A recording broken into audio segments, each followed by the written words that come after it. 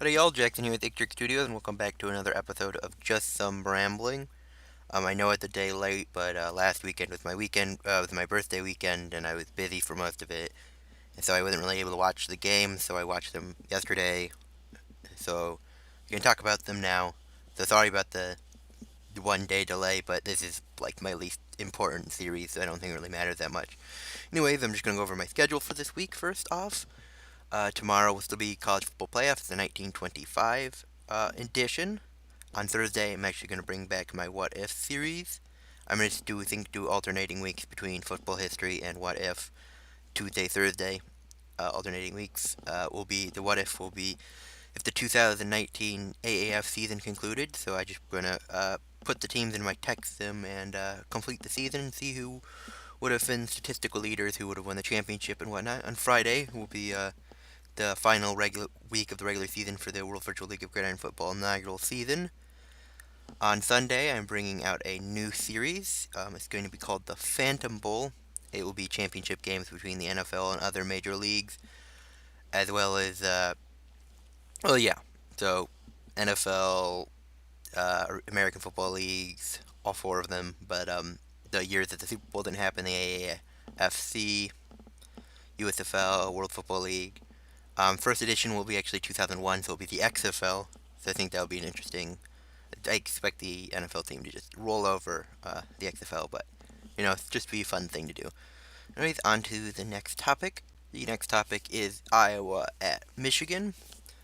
Michigan came away with a 10-3 win. I was happy about that, but there was still a distinct lack of offense. The John Gaddis experiment has still not kicked into gear. Shea Patterson was 14 of 26, 147 yards, no touchdowns, interception. Rushing attack was a little bit better than, but still not where you want it to be. The 124 yards and 32 rushes, and the sole touchdown of the game. The defense, however, that was on fire. Everything was working on all cylinders there. They forced 4 turnovers. They stacked Stanley like 6 or 7 times. They did kept them to 3 points. They almost had back-to-back shutouts. So yeah, kicking was off still. Jake Moody and Quinn Nordine both missed field goals there, 1 for 3. Would like to see better kicking out of that. But anyways, I'm happy they won. Still unimpressed overall. Next week is Illinois, which will be an interesting game because Brandon Peters is the quarterback for Illinois, so it's kind of a revenge game. Um, but I'm still not sure Illinois will be able to put up a match. Hopefully, fingers crossed. Alright, anyways, on to the pro game of the week. Bears versus the Raiders in London. The Raiders came away with a 24-17 victory. The game was pretty much, as a Bears fan, was sad, sad, sad. The team just looked unprepared, unready. Defense was out of whack, at least for the first half, definitely the second quarter. Mac and the almost entire defense was pretty much neutralized, and they were able to do anything. They gave up the 1,700 extra points to go into halftime. The offense was able to mount a comeback in the third, take the lead 21-17, but then they wouldn't do anything in the fourth, and the defense would give up another touchdown. Um, Trubisky or no Trubisky, I feel really wouldn't have made a difference. Chase Daniels did just about as much as you would expect Trubisky to do. 22 of 30, 231 yards, 2 touchdowns, but also 2 interceptions. So, meh. They had absolutely no run game, 42 yards and 17 carries. Uh, don't know if they gave up the run too much, because 17 carries is not where you want to see. You want to see at least at least more than 20 carries as a team. So whether or not the run game was working, you probably should at least pound the rock a little bit more. One of their touchdowns did come on the ground, but you can't really blame them for getting away from the run. But they probably should have at least canned it off the ball a couple more times. Um, Next week is the Saints.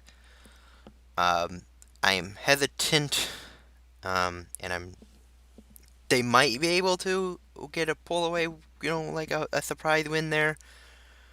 They are playing Teddy Bridgewater. The Bears as a team are familiar with Teddy Bridgewater. I'm not sure if the Bears players are because Bridgewater used to be the Vikings quarterback, but that was seems like ages ago. Um, but I feel like the Saints are probably the better team right now.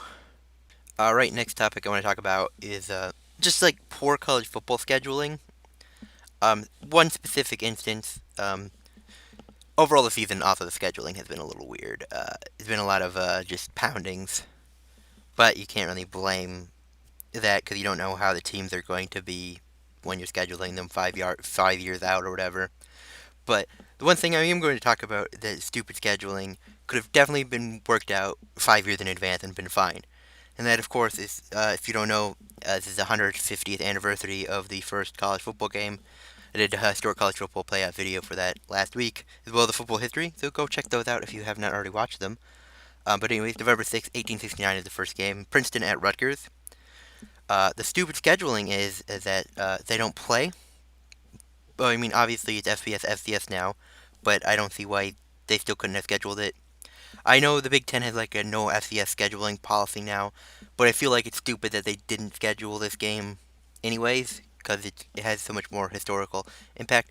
But more specifically, the 2 weeks surrounding November 6th, so the 1st and the 9th, for Rutgers is at Illinois and then a bye week. That is just horribly stupid scheduling.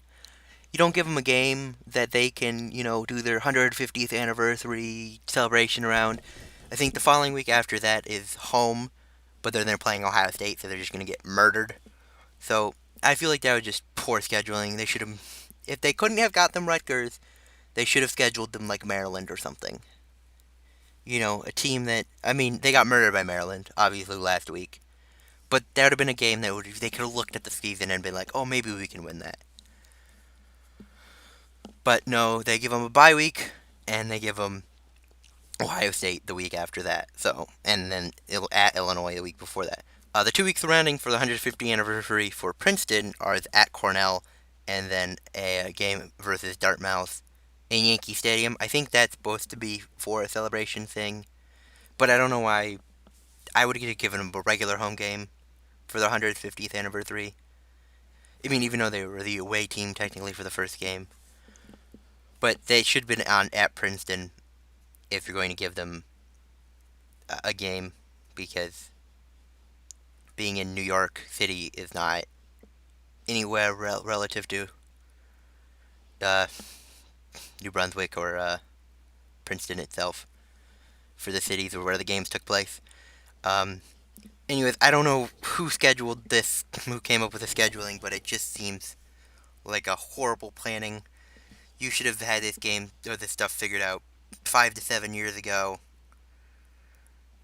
because yeah, it's just beyond stupid that especially Rutgers having a bye and being away for the 2 games surrounding it. That's just the most idiotic thing I think I've ever seen.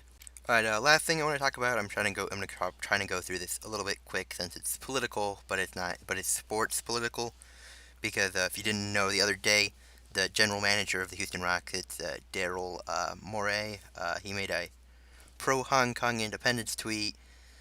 Um, China obviously got upset because they don't want Hong Kong to be independent. But then the NBA just made an idiotic statement, essentially bowing their knee to the Chinese government, saying, "Oh, we're sorry this own upsetted you" or whatever, which is stupid, since considering the NBA doesn't give a crap about players and coaches and stuff talking about American politics, whether or not it's controversial or not. You're up to your own opinion.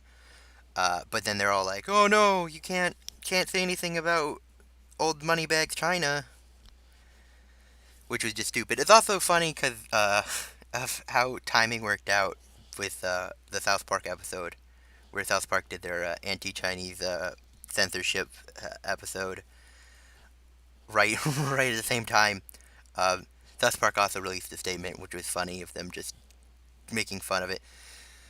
Because South Park essentially got entirely cleansed off the Chinese internet right after their episode, and then also sort of in sports, but not really sports, esports. I think a Hong Kong Overwatch player was talking about, in an interview, post-game interview, was talking about the Hong Kong independence movement, and he got like banned for a year. I think they think they banned the commentators who were just sort of in the picture for a year as well, which is also stupid. Um, Obviously there's a little bit more nuance to that one because a Chinese company partly owns Blizzard. I think 5% Tencent owns them. If you're not who know who Tencent is, they're a humongous company in China. So that one is a little bit you can see a little bit more because technically since the Chinese have more of a stake, like an official stake into it. But yeah. Anyways, it's just kind of stupid that people are just kissing up to the Chinese government. Anyways, thank you for watching or listening to this rambling. I will see you tomorrow for historic college football playoffs. Anyways, bye.